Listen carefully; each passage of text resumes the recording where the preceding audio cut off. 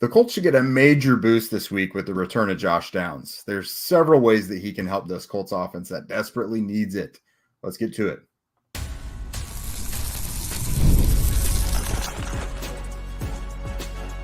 You are Locked On Colts, your daily Indianapolis Colts podcast. Part of the Locked On Podcast Network, your team every day. All right. Thanks for tuning in and making us your first listen of the day. This is your daily podcast covering your Indianapolis Colts, part of the Locked On Podcast Network, your team every day. And today's show is brought to you by FanDuel. Now, through September 22nd, all FanDuel customers can bet $5 and get a 3-week free trial of NFL Sunday Ticket from YouTube and YouTube TV. Just visit FanDuel.com to get started. What up, everybody? This is Jake Arthur and Zach Hicks of HorseshoeHuddle.com. I'm your resident media member for the Colts for the site, and Zach is your resident film nerd. And today we are getting to some hot Colts topics of the moment.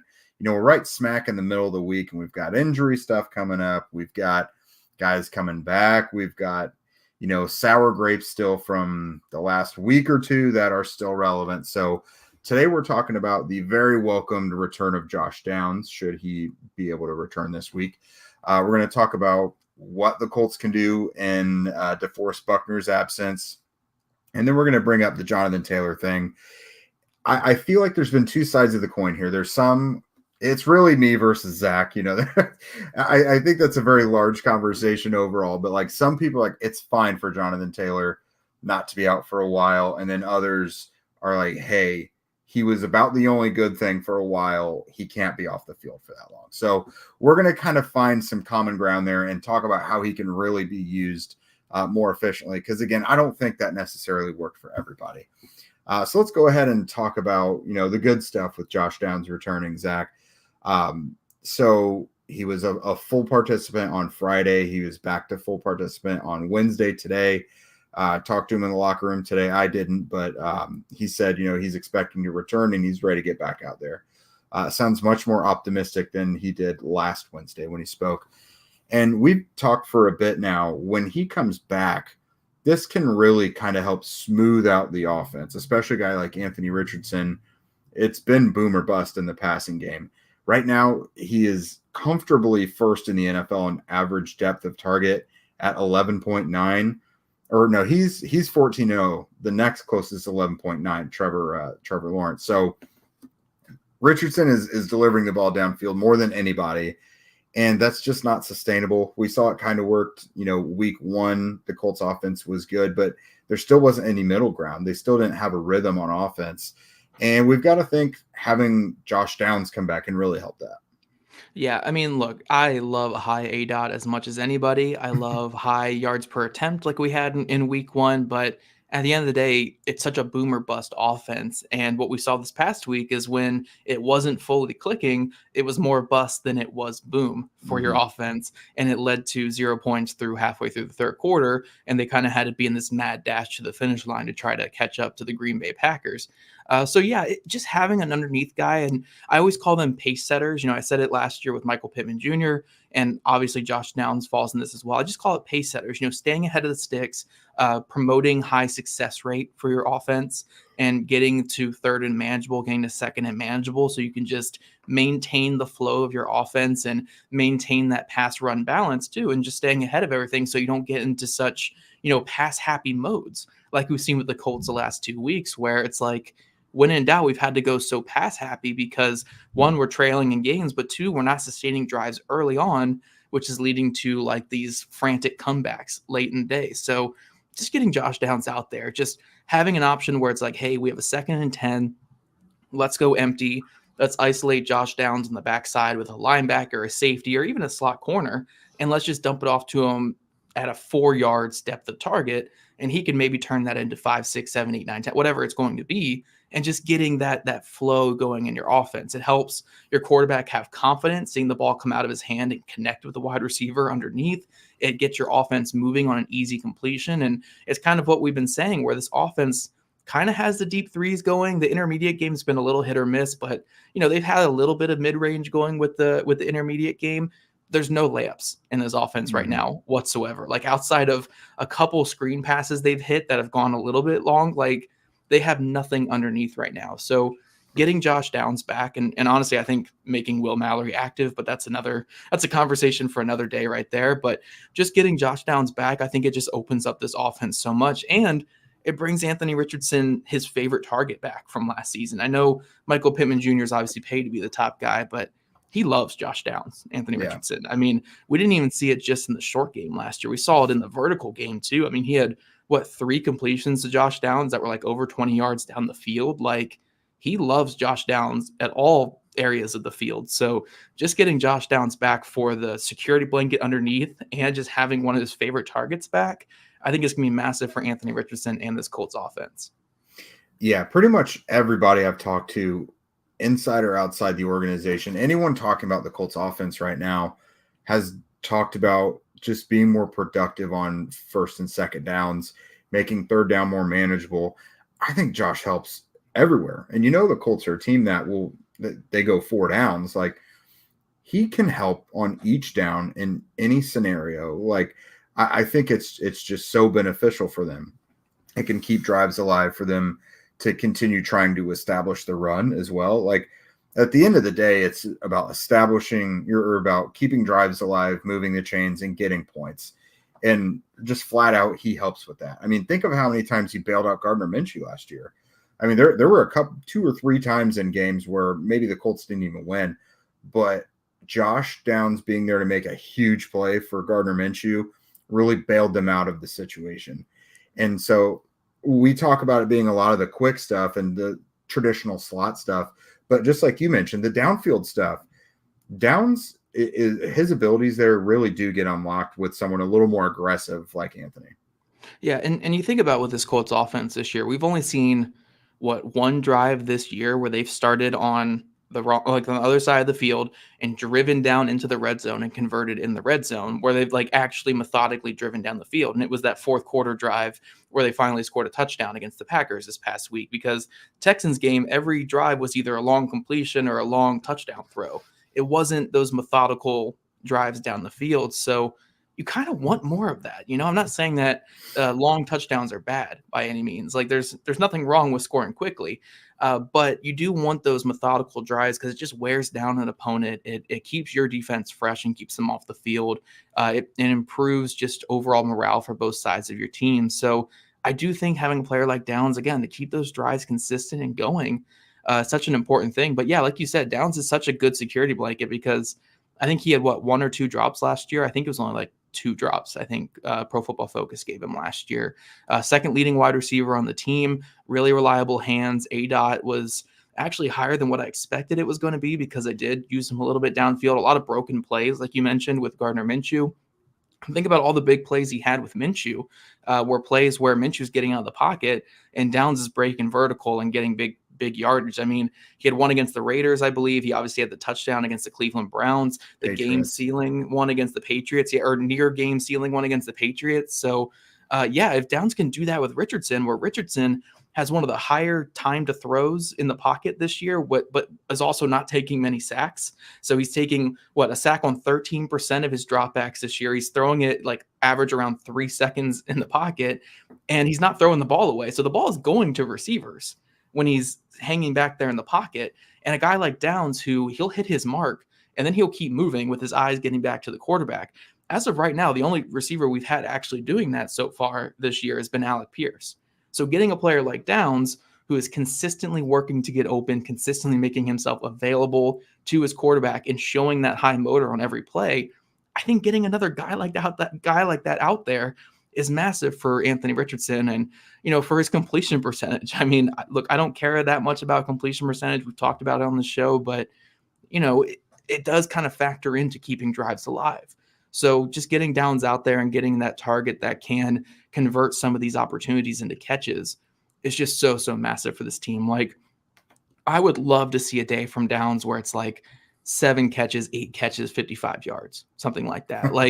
It doesn't have to be don't get me wrong. I'd love it to be 100-yard game, but even if it's one of those old Cole Beasley type stat lines where it's 10 for 55, 10 for 60, whatever it is, get him the ball underneath, let him work after the catch, and let him just be that pace setter for your offense and be that missing ingredient that you haven't had the first 2 weeks. I think it'll give Shane a little more leeway on his motion stuff as well. So yeah, coming up soon, we're going to talk about something that's not so chill, and that's DeForest Buckner landing on IR, what that means and what they can do other than, trot out a certain somebody that we've talked about a lot here. Football is back, and for me, and I'm sure a lot of you guys too, it means even more reason to lean on DoorDash. It could be college ball Saturdays, Sundays. Obviously, I can't go anywhere on Sundays, but Saturdays, you go and watch IU, Purdue, Notre Dame, what have you. A lot of times, you don't want to cook because you're actively watching the game, or you're going over to someone's house and what there is to eat is kind of out of your hands. But, whether it's your buddy didn't, make enough food, or they said, don't worry about the beer, I got it, and they have, 3 beers for a house full of people, or their battery or their remote runs out of batteries, whatever. DoorDash has got you covered with really all of that stuff that you need in a pinch on Sundays. Just go on there and use promo code LOCKEDFALL24 for 50% off up to a $10 value when you spend $15 or more on your first order. Limited time offer. Terms apply. Promo is also not valid for orders containing alcohol. DoorDash, your door to game day greatness, your door to more. Download the DoorDash app now to order your game day favorites. Must be 21 plus to order alcohol. Drink responsibly. Alcohol available only in select markets.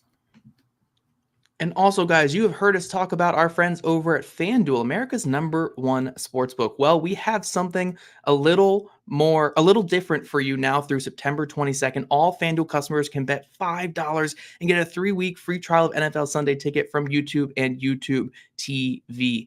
Then with a YouTube TV base plan, you'll be able to watch every regular season Sunday afternoon out-of-market game. So don't worry, you can follow all 42 of your fantasy players and fantasy teams throughout all Sunday long when you are watching with YouTube TV. All you need is a Google account and a current form of payment, plus you can cancel at any time. The Colts are 1.5 point favorites this weekend, which kind of means it's a pick'em game because the Colts are the home team, but make sure you're picking your Colts. We love to turn this thing around right now.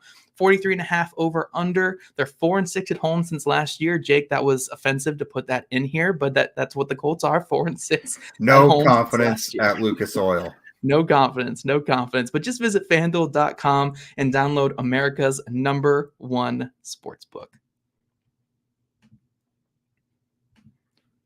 All right, Jake. So we are talking my favorite subject on this show, Taven Bryan. No, we're talking DeForest Buckner's injury and what this means for the Indianapolis Colts going forward. And, all jokes aside, because I know we always bring up this guy mostly for jokes, but it's very likely the Colts are going to trot out Taven Bryan as their starting 3-tech during this. And he's going to see like a 60-65% snap share on the defensive line.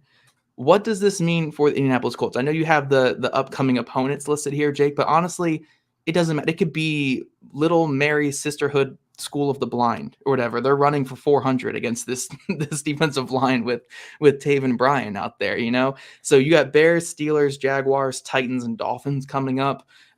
Those are games where Buckner is either going to be out or questionable for. Honestly, you could even add the game after the Dolphins too, because this could be, 5, 6, 7 week type of injury here with the nature of a high ankle sprain, especially for a defensive tackle. So what does this mean? Well, the worst run defense in the NFL by a wide margin got a lot worse.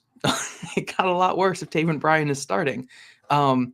We can talk about what we would do on the defensive line, which would include not starting Taven Bryan, but the Colts are probably going like it doesn't even feel like I've had a lot of people comment this, Jake, and you can weigh on this too. A lot of people have been like, oh, this is like Matt Pryor again. This is like Brandon Faison again. This is like Darrell Baker Jr. again. And like to a degree, yes, because it's like so egregious, but like also this is so much worse. Like Matt Pryor like was fine the year before, at least. And he was just really bad to start the next season at a position where like it's hard to find anybody. At corner, those were guys that Gus had faith in, or even with Darrell Baker Jr. last year, it's like he had a lot of young kids. Like it was hard to put anybody else out there. With Taven Bryan, like he's been in the league for a long time and he's never been a good run defender ever. Never, ever been a good run defender. He is a sub pass rusher at best that you never play on rundowns. But the Colts keep trotting him out there on rundowns just to get bulldozed. And what we saw the first 2 weeks is what teams are doing is they're running a lot of gap and power stuff right at that 3-tech, which is Taven Bryan. They are pinching off Grover to the backside. They're using tight ends and they're using cut blocks and all that on Grover Stewart on the backside. And they're making sure that duo block, that double block is on Taven Bryan because he can't withstand that block. He's being driven 10 yards off the ball on every one of these run snaps. And part of it is like, look, I know we joke about Taven Bryan, but like, it's also the Colts putting him in a bad situation to succeed. He's not that kind of player. He is a sub pass rusher who can't play rundowns, and he's out here asked to eat 600 pounds worth of duo blocks in the middle. Like, what are we doing here? So, I'll let you weigh in on Taven Bryan potentially starting, and then we can talk about other guys on the roster that we would start. But like, this is probably the most malpractice thing I have seen from a Colts team that since I've been covering here. And like, I saw them roll out Bo Peep Keys at corner for a game back in the day and Lindsey Pipkins at corner for a day. This is still more egregious than any of that. Like, I really have no words for if Taven Bryan starts another game for this team going forward. Yeah, I unfortunately feel like I've said or heard someone say this is the most egregious thing they've done in the last so years, and it's been about something different every time. But no, I cannot fathom what they are seeing in this. It's so obvious, and numbers back it up. I mean, you wrote about it today. If you guys haven't gone to horseshoehuddle.com. Yeah, not to interrupt you, Jake, but 97th ranked run defensive tackles this year with minimum 20 snaps. 97th out of 116 on Pro Football Focus. And then last year, he was 116th out of 147 graded defensive tackles. He's been a horrible run defending defensive tackle his whole career. Like, this is not like a new development. So it's like, oh gosh. Yeah, does that seem like the most likely scenario? Yes, because we saw them do it where he was at nose last year behind Grover. And it's like, what the heck? But it's like, you have other options. I still don't think he's the best one. Like, Raekwon Davis has not performed well so far. But, like, don't you have to try something else other than something you've seen 13 or so times by this point that it's not going to work? Like, and they had this love affair with the big defensive ends who could go inside and out. Try Dio there. Try Tyquan Lewis there. Do a rotation of guys. I don't care. But the option can't be, all right, Taven Bryan, you are DeForest Buckner's direct replacement. This will go well. It's not going to. It never has. And it's like, everybody can see it. And you put it perfectly. Can you really blame Bryan for that? Yeah, like it's hard to even again, I hate going so hard on players like this because they're real people and like it's not like a video game thing. So it's like this is a real person we're talking about. It's I have no frustrating because it keeps happening. I have no hate for Taven Bryan the person or anything like that. It's just like, look, he can't do this. We got to stop doing this. So even if Adetomiwa Adebore is not good either against the run, which he's not, he's at least a young player where there's some benefit to playing him. Maybe he can learn on the fly. We know what Taven Bryan is. Raekwon Davis would be better in this role. Adam Gossis, who they just signed to their practice squad, who is not on a team the first couple weeks, would be better in this role. Heck, the Philadelphia Eagles, I remember, what was it, like last year or 2 years ago? I think it was 2 years ago. I remember they had a lot of injuries at defensive tackle and they weren't getting done. They brought in Linval Joseph and like Ndamukong Suh. Yeah, and Ndamukong Suh, who were just like on their very last legs of playing football. And like that was like, if the Colts did, they could go get one of those guys, honestly, and I would feel better about their run defense than Taven Bryan. I would feel better if they started Grant Stewart at nose tackle than starting Taven Bryan, because Stewart's at least a psychopath. Like, this is so egregious. Like, I saw Jeff Saturday get hired mid-season, and this is more egregious than that. I don't know. I don't know about that. Might be a little too far. I'm getting a little crazy with the hyperbole here, but like, I truly do not understand it. Look, the best option, put Dio Dangbo there. Start Dio Dangbo. It's time to get him going at that spot. You drafted him high for a reason. Throw him out there. Second best, put Raekwon Davis, put Adam Gostis, and then add Tomiwa Adebawore. Like, he's at least been better. Like, he can at least shoot gaps and be disruptive. Taven Bryan's just going for a ride down the field every time he's out there at 3-tech. Like, at some point, it's just like unfair to the player too to put him out there. And I don't even just blame Gus Bradley. I also blame Chris Ballard. Like, why are we bringing this guy back? Right, because he had to get re-signed in the first place. Yeah, like, it's on Gus too. Like, because Gus is ultimately putting him out there, and Charlie Partridge. Like, I don't want to excuse him in this too, but like, why? What are we doing here? Like, it is so egregious. I will say it kind of came to me today when I saw him in the locker room, but I think Adam Gotsis is going to be playing soon. Like, that's his bread and butter, is defending the run. He doesn't give you anything as a pass rusher, but you've got a couple interior guys who all they do is pass rush. You know, Ade and Taven Bryan. You don't have one that's just a hired gun as a run defender. That's what you need right now. Like, I think Gotsis is going to be playing pretty soon. Anything you can do to stop the run right now, because look, you can survive as a bad pass defense and a fine run defense. You cannot survive in the NFL as bad at both. No. Pick one to be good at. And there's no way you're going to be a good pass defense this year. So you might as well just try to focus all of your energy on being a good run defense. Get Grant Stewart out there. Get Saguna Luby out there if you have to. Get Gostis in here. Get any 300-pound man that you can find and put him on the interior, and we're fine. I am willing to eat more often and put on the weight. I'll give it my all. But no, I mean, in all seriousness, if this was going to happen, this is the stretch to have it. I mean, the Steelers game is not going to be cool, but the Bears can't run it. The Jaguars' offensive line is terrible. The Titans have kind of a couple scat backs. They can't run it until they face Indy. And the Dolphins are not a power run team. So, I mean, maybe they will be in that week, but if there's going to be a stretch for this to happen, I guess the silver lining is this is it. So coming up, we're going to talk about another fun topic. Jonathan Taylor, of course, didn't sniff the field in the fourth quarter last week. And, you know, there's two schools of thought on that. On some sides, that's okay. Some sides, it can't happen.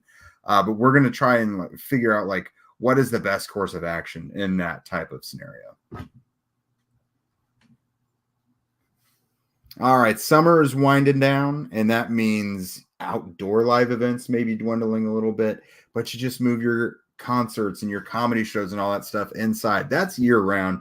That never stops, and for that reason, Game Time is a place to really be checking every week to see what's going on in your area. For me, I went to Post Malone courtesy of Game Time last week. I've got a show in December I'm going to, Evan Honer. My wife is going to Taylor Swift in November, so obviously the biggest show on earth that day. But, you know, Game Time is somewhere you can go to find whatever you're looking for. They've got their lowest price guarantee, or Game Time will credit you 110% of the difference, which just goes to show that they are confident that they've got the best prices. They've also got the Game Time ticket coverage, which means your purchase is covered with the most flexible customer service policy in the ticketing industry. So just take the guesswork out of buying tickets with Game Time. Download the Game Time app, create an account, and use code LOCKEDONNFL for $20 off of your first purchase. Terms apply. Again, create an account and redeem code LOCKEDONNFL for $20 off. Download Game Time today. What time is it? Game Time. That's right. All right, so let's just run through this scenario real quick. So last week, the Colts offense was pretty lifeless against the Packers. It's, you know, the back half of the third quarter. They finally find life with Jonathan Taylor. He's about the only thing that's going right offensively in terms of guys with the ball in their hand. You know, he racks up 103 yards on 12 carries. He did have some hiccups in the pass game with Pass Pro and did have a drop or two. But even when he caught the ball, he's kind of explosive. He had an 18-yard reception, 32 yards through the air.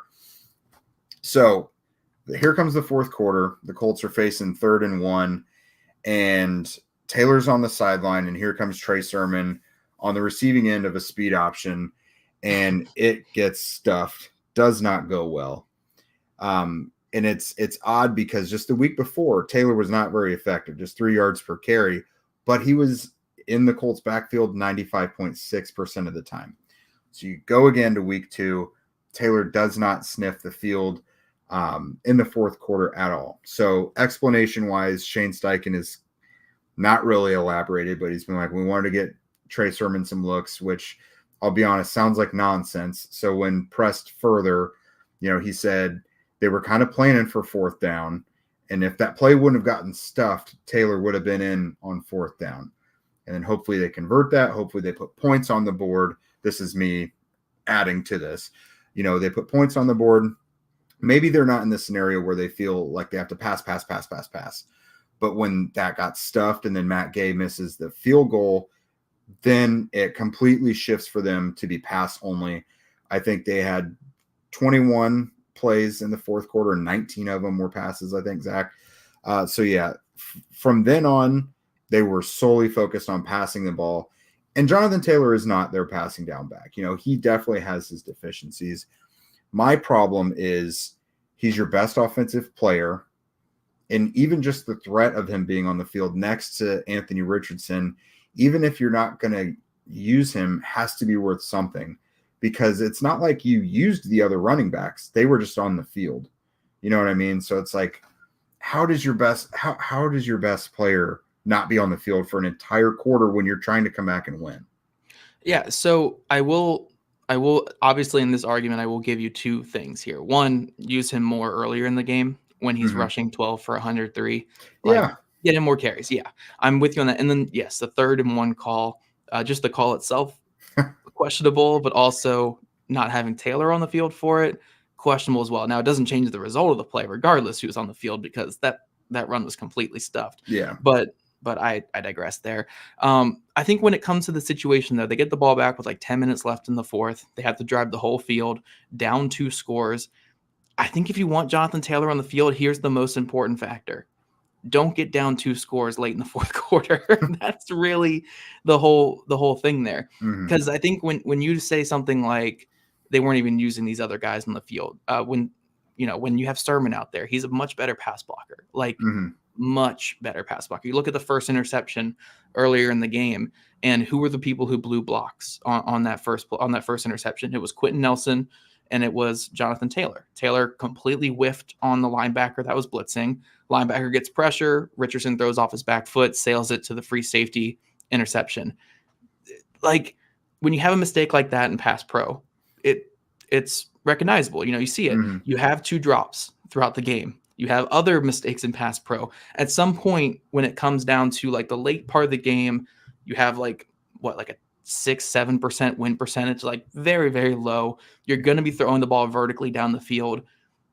I do think that's the point where it's like the guy who has cost you multiple times in the pass game, in like earlier in the game, probably shouldn't be on the field. And they did this with AD Mitchell too in the third quarter, where AD Mitchell had a first half from hell, a truly atrocious first half.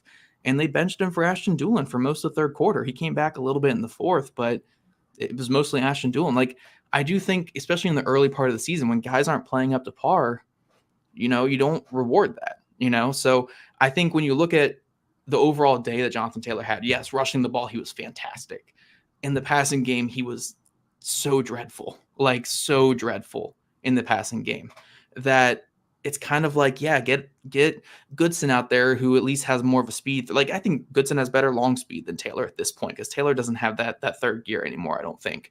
So you get like Goodson, who's a little bit shiftier and a little bit longer speed out there to run those extra routes. You have Sermon out there to pass protect and provide better chips than what Taylor would. And again, the ball's not going to the running back anyway. Like, I don't know, just the fact of having Taylor out there, because even if the defense had to respect Taylor out there, they know that you have to throw the ball vertically to come back. Like, I don't think it does. Like, they're still just going to drop back, like they might do like an extra double take at Taylor in the backfield. But I think my overall take with this is it really didn't matter much either way. Like, the game was out of hand, like not out of hand. Like, they still had a chance at winning, but like, odds are if you're scoring 3 points before the fourth quarter, you're probably not going to score the other 13 you need in that fourth quarter. Yeah. We've seen crazier things, but so I think that was a good time to where it's like a guy who's cost you so big in the passing game earlier in the game, yeah, get him out of there. And hopefully he can be better. Again, the best case scenario here is you're not down 2 scores in the fourth quarter, because then Taylor can play every single snap. We saw in week 1, they closed that gap early in the fourth quarter by scoring to make it a 1-score game, and Taylor played 95% of the snaps. So let's keep it a 1-score game, or hopefully have a lead for once, because Richardson's never had a lead in the fourth quarter in his career at this point. Yeah. Let's have a lead in the fourth quarter so Taylor can play every single snap. I think that's the biggest part here. But yeah, I mean, I think in a game where you have 50 other issues to complain about, I think Taylor not playing in the fourth quarter is so minor to me. And of those 50 other issues, 49 of them are Taven Bryan getting snaps. I had to bring it back to Taven Bryan, but I don't know. It's such a minor thing to me. Jonathan Taylor's great. I'm really not trying to hate on him by any means. Fantastic runner, and I would love for the Colts to have a lead in the fourth quarter so they can truly lean on him in one of these games. But yeah, I think in the way this game was going, the script of the game, I think it was fine taking him out. I don't think it really factored in too much, and overall, it's just kind of I'm not trying to be nihilistic here, but kind of pointless to me. Well, I think one of the biggest things, it was so noticeable and so jarring because it was the back half of the third quarter where he was just killing them. And then it's a switch went off where he just was not there anymore. And mind you, if the drive goes how they want it to go, and, they maybe convert on that 3rd and 1 or get to 4th and 1, and if they Jonathan make the field really goal, is in there. If they make the field goal, he comes back out for the next drive. They're only down 7. Right. If the field goal is made, yeah. I think I have probably just an unflinching faith that he is a lightning in a bottle playmaker. And yes, he did. I think he didn't show it in this game, but I think he's a better receiver overall than he's kind of given credit for. Because he has had some seasons or really 1 or 2 where he has had to catch more balls than you would expect. And largely, I think it's gone well. Yeah. But what he can do with it afterwards, again, he had an 18-yard reception in this game. Fumbled. Hey. So I set that up too well. I'm being antagonistic here. No, he's I don't know. This has just kind of bit them twice now.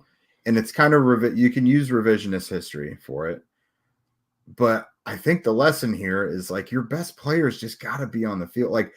I know situational football is very, very important. And it's easy for me to say look, you should have done this when it doesn't work. But that's kind of the thing so far is it almost feels to me like it's outsmarting yourself. Yeah, the 3rd and 1 call was absolutely outsmarting yourself. I will 100% give you that. Yeah, that was insane. But I mean, the moral of the story is, again, I think they have to accept the kickoff every week that they're able to now, and get points on the board, because apparently you guys cannot play whatsoever without a lead. Hey, well, I will give you this, because this is my next article that I'm working on. Anthony Richardson is the best quarterback in the fourth quarter in terms of EPA per play and EPA or whatever over the last 2 years. I know it's only 4 fourth quarters he's played. Don't you wish you could go hurry up the entire game? Well, I just wish that he could do that in the other 3 quarters, and that's also part of him and everything else. But yeah, no, the hero ball's been good for him in the offense. It's can we just get the standard stuff down? But that's a conversation for another day. Maybe they should just not script the first 15 anymore. Yeah. Just go solely off vibes, because that's how Anthony excels, is off vibes. Or we just need a pick 6 to start the game so we can actually have a lead, in a game. That'd be great. I mean, yeah, this is a get right game for both sides. I just don't know how much I trust the Colts' ability to get right now. We're both more confident in the offense, of course, but yeah, hopefully, hey, Josh Downs is back. I care about the offense again. It's going to be fun. I think we're going to be fun on offense. Don't talk to me about the defense. Full circle. He is going to be a difference maker for the chains moving, actually. Absolutely. So thank you guys for joining us on this long-winded show here. And thank you for always making Locked On Colts your first listen today and every day. Now for your second listen, go find the new Locked On NFL, now with 2 shows every day. First, the Madman Tyler Rowland kicks off your morning with a double shot of NFL espresso, and then stop by the barbershop with Tony Wiggins for some real NFL talk. Find Locked On NFL on YouTube, wherever you listen to your podcast. And if you guys want to become a Locked On Colts insider and chat with us directly, get that inside scoop, follow the link in our show notes. And if you don't already, make sure you're following at Locked On Colts, at Jake Arthur NFL, and at Zach Hicks 2, all on Twitter. Also, subscribe to us on YouTube, wherever you listen to your podcast. We'll love you guys' ratings and reviews, and we'll catch you guys back here for Crossover Thursday tomorrow afternoon.